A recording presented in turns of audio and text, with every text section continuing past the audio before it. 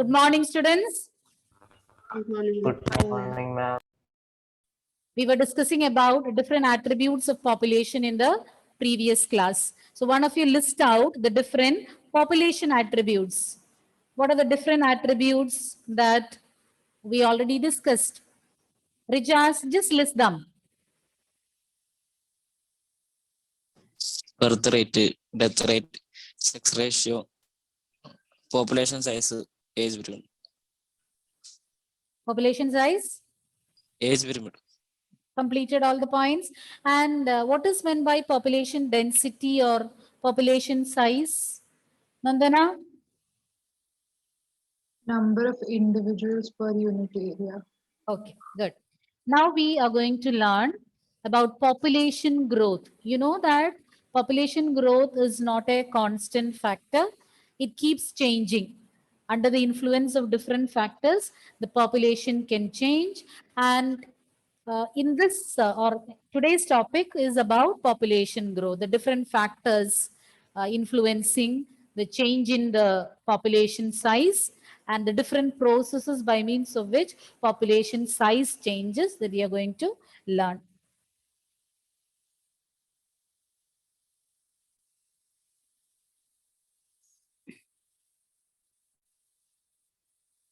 Population growth. As I told you, it's not a static parameter. It keeps fluctuating depending upon different factors or different conditions. It can increase or decrease. The population size changes depending upon different factors like food availability, predation, pressure, weather, predation pressure, weather, etc. Okay. And when the climatic conditions are not favorable, when too many predators are there, if there is scarcity in food or if excess food, less predators. So there are different factors and these factors can influence the growth or decline of population size. Changes in population density. When the population density or size is fluctuating, that will give us idea about whether it is flourishing, whether it is growing, expanding, or is it declining. So we will get an idea from the fluctuations in population density, whether the population is increasing or expanding or declining. Hope you got it. The population size, it's not steady. It's not a static parameter. It keeps fluctuating under the influence of different factors like availability of food, predation pressure, adverse climatic conditions, etc. And the changes in the population size will give us an idea about the growth of population, whether it is expanding or declining. So whatever be the different reasons, I told you there can be several reasons for the fluctuation in the population size. Whatever be the reasons, the population density in a particular region, in a particular habitat during a given period is brought about by changes in 4 basic processes. Whatever be the reasons in fluctuations in population size, the density of a population in a given habitat during a given period of time is brought about by fluctuations or changes in 4 basic processes. Let's see what are those 4 basic processes.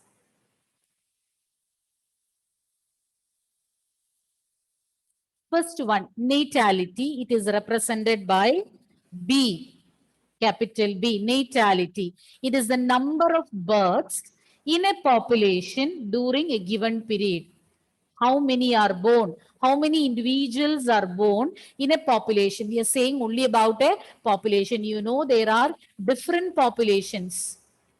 Different animal populations are there. Definition of population, hope you're remembering. So the number of births in a population during a given period, you call as natality. The number of individuals added to the initial population or initial density. So these natality will contribute to increase in the population density. That is one major process. It's a number of births taking place in a population during a given period of time. Okay. Then second one, mortality rate. Mortality is the number of deaths in a population during a given period. And if birth rate or natality is adding to the population, is increasing the population or the population size, natality will decrease the population size. It is the number of deaths in a population during a given period. Next is immigration, represented by I. It's the number of individuals of the same species. It is to be noted. It's a number of individuals belonging to the same species. Only then it can influence the or affect the population size that have come into the habitat from somewhere else, and that too during a given period. Immigrants, how many immigrants are there? How many newly added or newly joined individuals are there? That is immigration, represented by I. It is the number of individuals belonging to the same species that have entered the habitat from somewhere else during the given time period. Now moving on to the last one, emigration. Emigration, just the opposite of immigration. Immigrating is moving into a particular habitat. When they leave that habitat, you call it as emigration. Emigration is the number of individuals of the population who left the habitat and gone somewhere else. Those who have left the habitat during a given period of time. Immigration includes the number of individuals who are added to a particular habitat. When it is a number of individuals, or when we consider the number of individuals, those who have left that particular habitat during a given period of time, you call it as emigration. These are the four basic processes. These are the four basic processes which influence or which will bring about changes in population density. I'll repeat it. Just go through the points. The four basic processes include natality, mortality, immigration, and emigration. And natality is represented by B, mortality by D, immigration with I, and emigration with E. So you should remember these alphabets. The first letter of these words in capital letters. Natality is the number of births in a population during a given period of time. The number of individuals added to the initial population density. Whereas mortality is the number of deaths in a population during a given period. The number of individuals lost from the initial population density. And immigration is the number of individuals belonging to the same species that have entered, that have come into a new habitat during a given period of time. Whereas emigration is the number of individuals who have left that habitat during a given period of time. And here you can see a representation of these four basic processes. And as I told you, natality and immigration, their plus sign is marked, which means they will add to the population. They will add to the existing population. They are increasing the population density. Whereas mortality and immigration, they will reduce the population size. Two factors will increase and the other two factors will decrease. Mortality and emigration will reduce the population density, whereas natality and immigration will increase the size of the population. If n is the population density, if you consider n as a population density at time t, after a given period of time, t plus 1, the population density at t plus 1 can be calculated using the formula nt. Nt is the initial density. All these are taking place, added or removed from the initial population. So nt plus natality plus immigration, because I told you these two are the factors. Just a minute. Let me take the pen. These two are adding to the population. They are helping in out of the four factors: birth or natality, natality,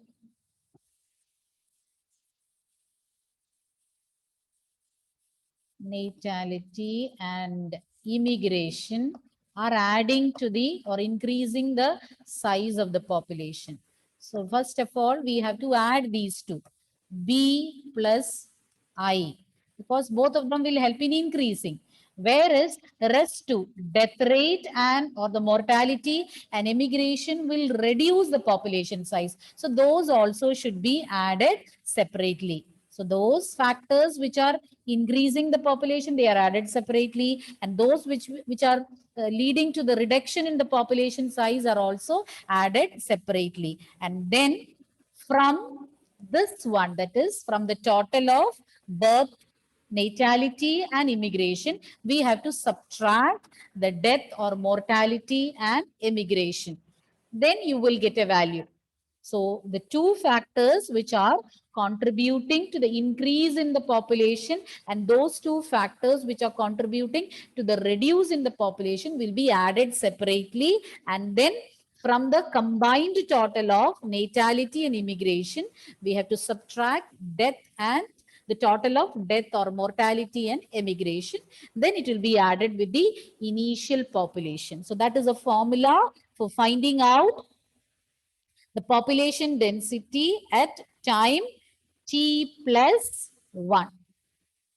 Given birth rate, death rate, natality, mortality, immigration we know, and the initial population density is also given. Then we can calculate the population density after a particular time period, that is n t plus 1. So n t plus 1 is equal to nt, initial population density, plus B plus I minus D plus E. Do you have any doubt? Ma'am, can you say that NT plus 1 once more? Okay, I will say. Just a minute. Population density increases if B plus I is more than D plus E, otherwise it will decrease. So that point also I will say, that is, if this value is more, if this value is more and this value is less, then definitely the population will increase. But on the other hand, if this value is more and this value is less, then the population size will decrease. Okay, Steffi, listen carefully. I'll say once again. We learned about the four processes, and here a formula is given to calculate the population density after a particular time period. Say for example, t plus 1. That is the t is the time. NT, initial time is T, and the population density at time T, when we started, that was NT, initial population density or population density at time T is NT. And we need to find out the population density after a period of time. So that we are representing as T plus 1 after a given period of time. Okay. So for that, we need initial population density, then the mortality, natality, immigration. So with those values, we can calculate the population density after a period of time. For that, we have to add natality and immigration. We have to add them together because these two factors are contributing to the increase in population. So we will add them together. Similarly, two processes are there which are contributing to the decrease in population. So those negative factors also we will add together. So both of them, immigration and mortality, they are reducing the population. So they will be added. That too will be added separately. And then what we need to do, those two, the sum of natality and natality and immigration.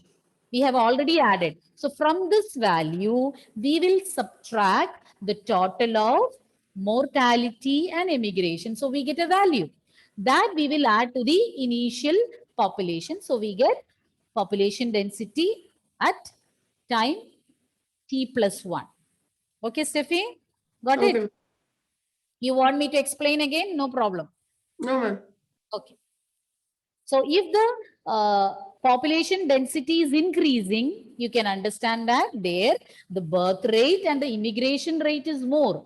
Only then the population can increase, because these are the two factors contributing to the increase in population. On the other hand, if the population is declining, the death rate and the immigration, people leaving from that area and the number of people dying, it is more. Only then the population can decline. So if B plus I is more than D plus E, population density increases. Whereas if D plus E is more than B plus I, then it cannot be balanced.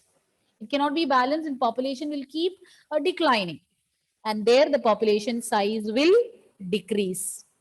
Okay? Got it? Nandana? Yes, ma'am. Okay. Now moving on.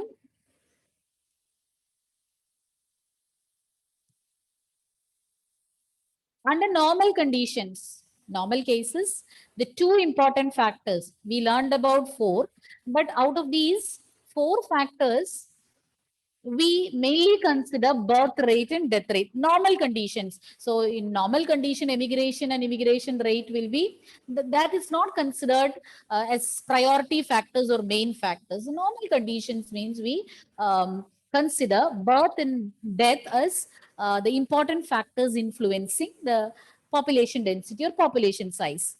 Immigration and emigration, they are having importance under special conditions. Under normal conditions, you cannot expect immigration and emigration to be carried out on a large scale in such a way that it influences the population. These two values or these two processes are having significance under special conditions. So here you can see an example. A new habitat is being colonized. Organisms are colonizing, or human beings are colonizing a particular habitat, newly being occupied. A habitat is being occupied newly. In such cases, more than the birth rate, immigration plays an important role in deciding the population size. I'll repeat again. We learned about 4 basic processes that influence population density. Under normal conditions, the major factors that influence population density are birth and death rates. But immigration and emigration, they play an important role under certain specified or special conditions. So for example, if human beings or any organisms are colonizing, newly occupying a habitat, then in that case, when compared to the birth rate, the immigration plays a major role in deciding the population growth and all the other factors, especially birth rate. So as 1-mark question and all such statements can be asked. In the case of a newly colonized habitat, which factor plays an important role in deciding the population density? So you can write the immigration rate. So before we proceed to population growth models, let's see the points that we have learned. Yes. Who is going to begin? Steffi? Clear? No points are clear? Yes, ma'am. Tell me what are the different factors, the 4 basic processes influencing the size of the population density. Natality, mortality, immigration, and emigration. Immigration. And what is meant by natality, Anna? It is the number of births. It is the number of births per population during a given period of time. Okay, Donna, mortality, Number of deaths in a population. number of? Deaths Ah. in a population during a given period. Okay, then immigration. Meenakshi? a number of individuals of the same species that will come into a habitat from other places during a time period. Emigration, Michael? People of the Emigration. same number of people of the same species that leave a habitat during a given time period. Number of individuals belonging to the individuals of the same population who has, that also we can, what we said in the case of immigration is also applicable to emigration. They should be members of the same species, and those who have left the habitat during a given period of time, you can say is emigration.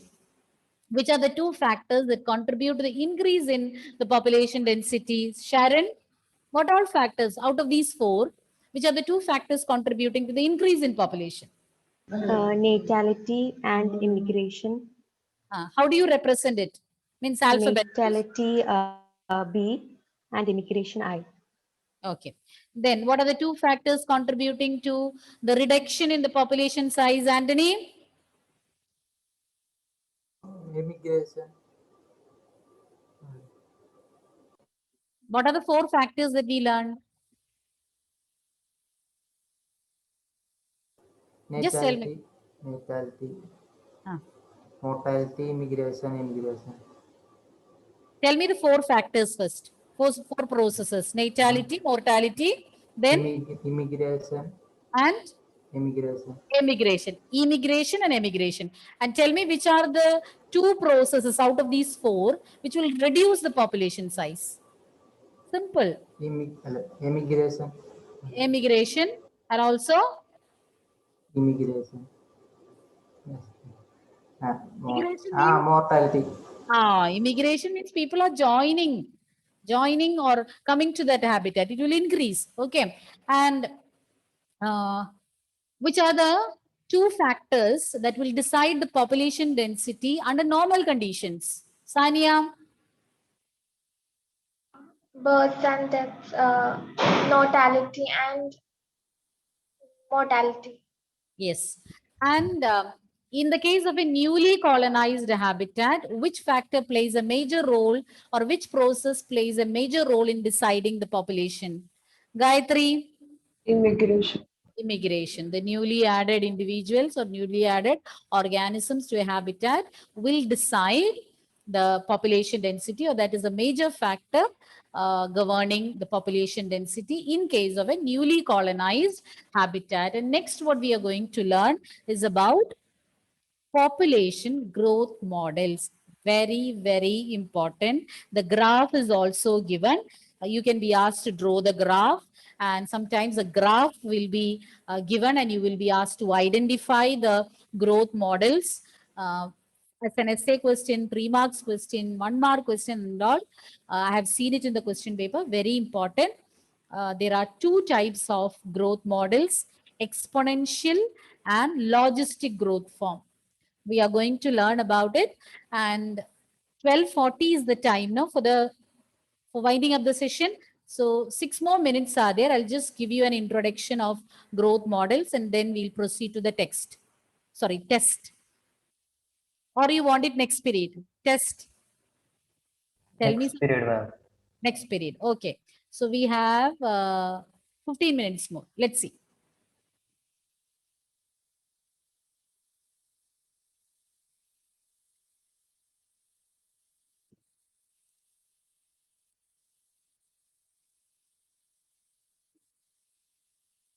Population growth, the different growth models. So here, children, you can see the multiplication of paramecium. It's a unicellular organism. See how it is getting multiplied.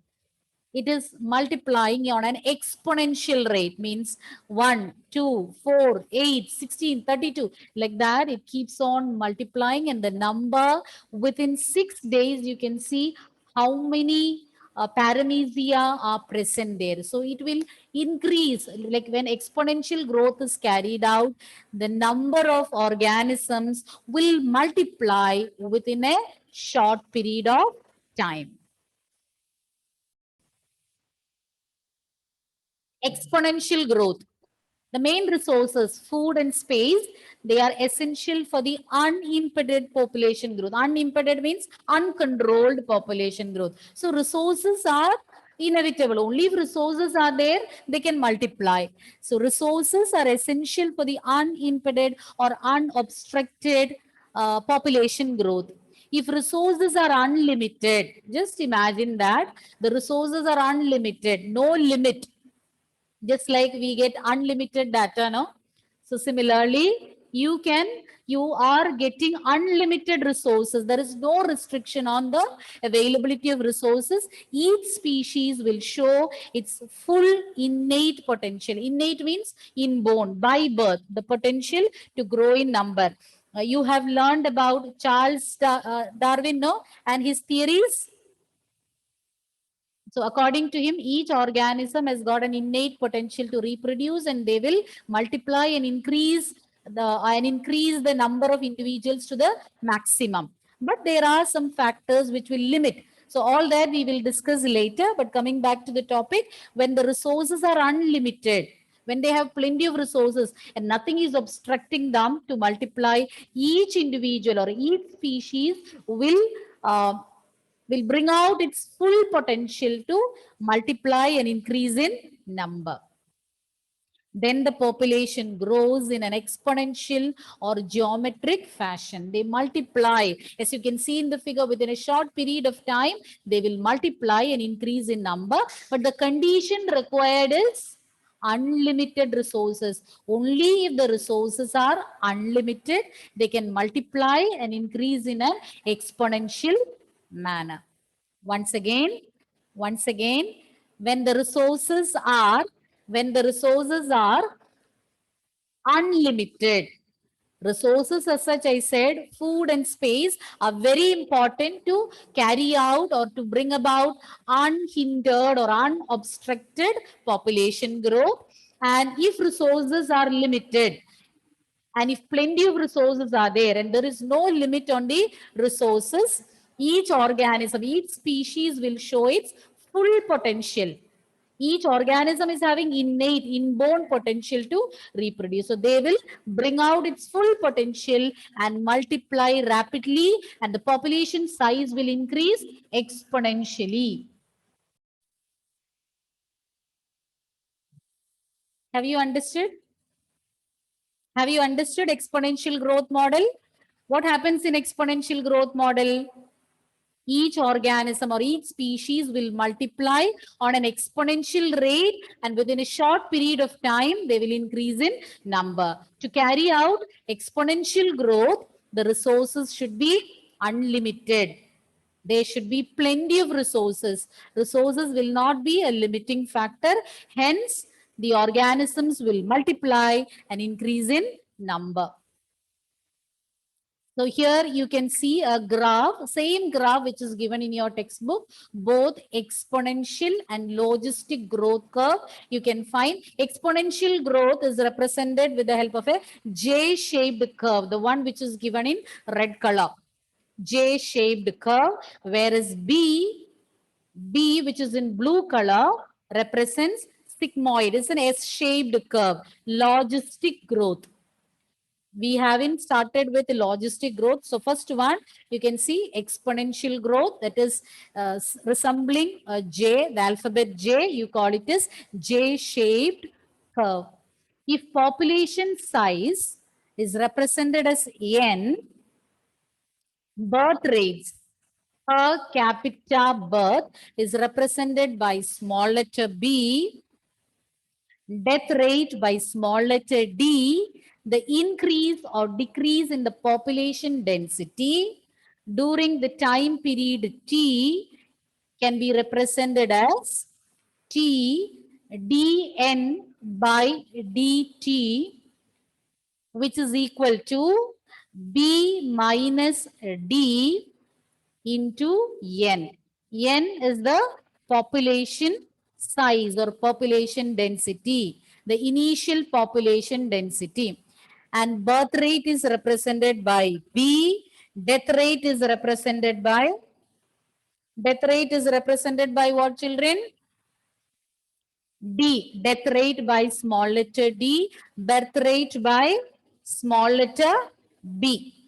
Then you can represent it. That is the increase or decrease in the population density. It can increase or decrease. So that fluctuation or that change in the population density during a unit time period t, after a period of time t, you can represent it like this: dn by dt. After a particular period, that is time t, you can represent as dn by dt is equal to b minus d into n.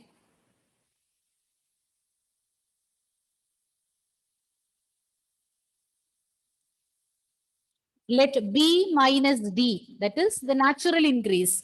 If deaths are subtracted from birth rates, or if death rate is subtracted from birth rate, you will get R. That is the natural rate of increase or intrinsic rate of natural increase. Means each species or each organism will be having an inborn or a natural increase in its population. So when the death rate is subtracted from birth rate, you get the value R. R is known as the intrinsic rate of natural increase, that is different for different species, and we can find out the R for different populations also, human population. Say for example, here they have given an example.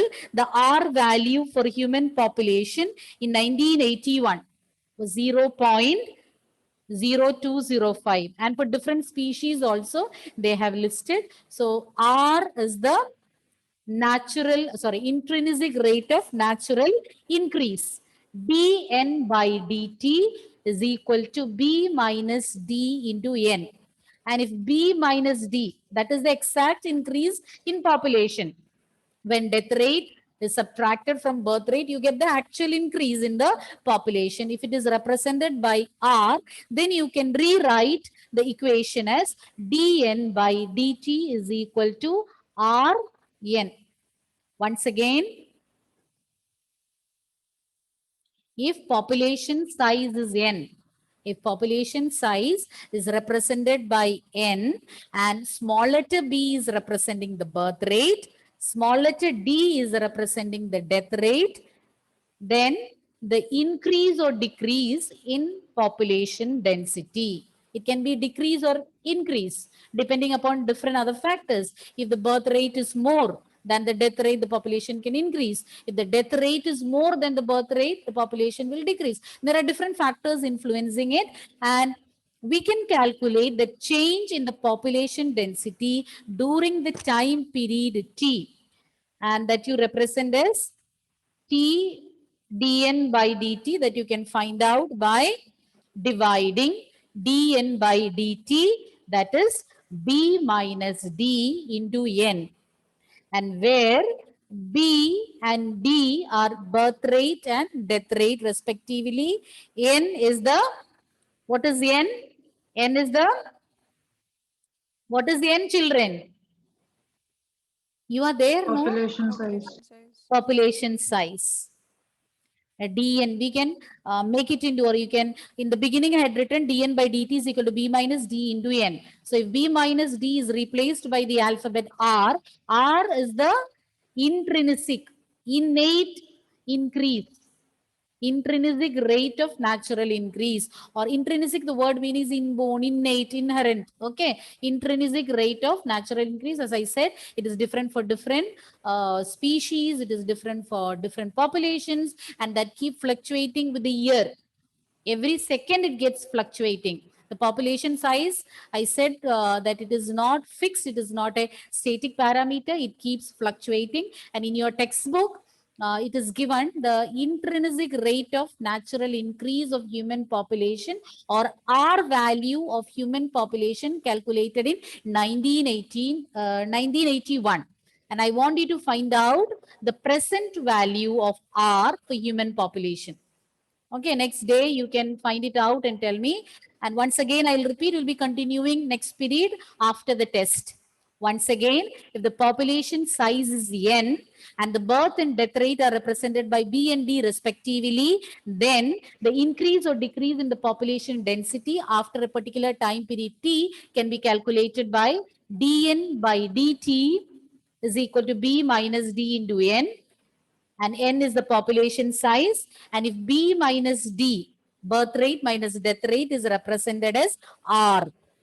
R is the intrinsic rate of natural increase. You can rewrite this or modify the equation as dn by dt is equal to Rn. So more about intrinsic rate and this equation we will learn in the next class. Okay, what did we learn? What is meant by R value? Malavika, what is R value? Intrinsic rate of natural Increase. Increase. Then what is the formula to find out the increase or decrease in population after a time period T? Nevin? dn by dt is equal to b minus d into n. Once again, last part was not clear. First part is clear. dn by dt is equal to? b minus d into n. What is B? Ma'am, what is? What is represented by B? Birth rate. Birth D, rate. D, D death rates. N, Total population. population size. And then by replacing B minus D by means of R, how can you rewrite it as the same equation, Maureen? If we replace B minus D by R, how can we rewrite it? dn by dt is equal to r into n. So more about R value and the equation we will discuss in the next class. Thank you. Thank you. We'll see next period. Come prepared for the test. Yes. Thank you.